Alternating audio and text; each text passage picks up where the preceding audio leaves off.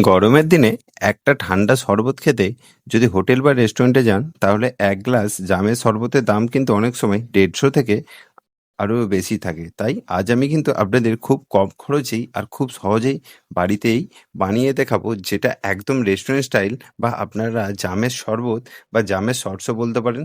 তাই আমি এখানে প্রথমে নিয়েছি মাত্র 10 পিস, দোকান থেকে কিনে নিয়েছিলাম পালস লজেন, এবং সেটার খোলা ছাড়িয়ে ভালো করে একটি ছোট পাত্রে রেখে দেবো, কারণ এই লজেন্সগুলো দিয়েই কিন্তু এর আসল শটটা তৈরি হবে।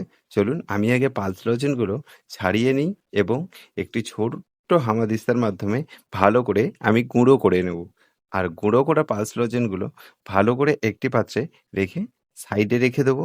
এবার আরেকটি ছোট্ট পাত্রে আমি এখানে 200 গ্রামের মতো কালো জাম নিয়েছি। আপনারা চাইলে বাজার থেকে কিনে নিতে পারেন, বাট এটা আমার কিন্তু একদম বাড়িরই। তাই এর মধ্যে থেকে আমি বীজগুলো ছাড়িয়ে একটি মিক্সার গ্রাইন্ডারের বাটিতে দিয়ে পেস্ট করে নেব। তাই আমি সমস্ত বীজগুলো এখানে ছাড়িয়ে নিচ্ছি।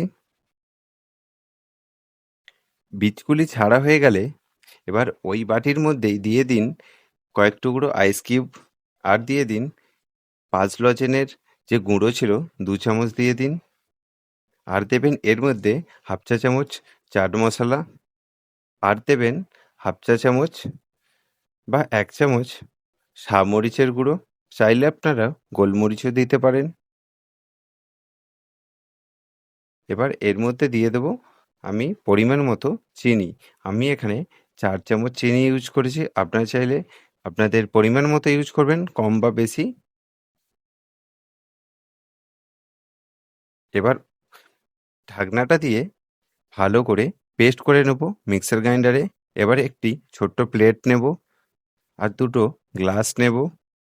একটি ছোট্ট প্লেটে আমি 1 চা চামচ লবণ দিয়েছি, আর দিয়েছি হাফ চা চামচ লাল মরিচের গুঁড়ো, এবং ওটা ভালো করে মিক্সিং করে নেব। এবার গ্লাসের মধ্যে ছোট একটা লেবুর টুকরো কেটে গ্লাসের মুখেতে ঠিক এইভাবে লেবুটা লাগিয়ে নেব, এবং দেখুন নুন আর লঙ্কার মিশ্রণটা গ্লাসের মধ্যে কত সুন্দরভাবে মাখিয়ে নিয়েছি।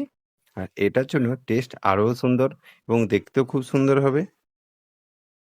তাই এবার কিন্তু আমি দুটো গ্লাসেই ঠিক সমানভাবে লেবু দিয়ে লঙ্কার গুঁড়ো আর নুনের মিশ্রণটা মাখিয়ে নেব। আপনারা চাইলে এইভাবে কিন্তু মাখিয়ে নিতে পারেন।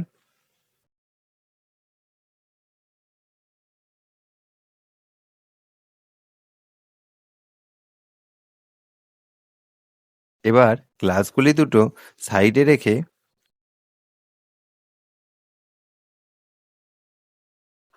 এবার ওই গ্লাসের মধ্যে আমি একটা ছোট্ট লেবু কেটে দেবো।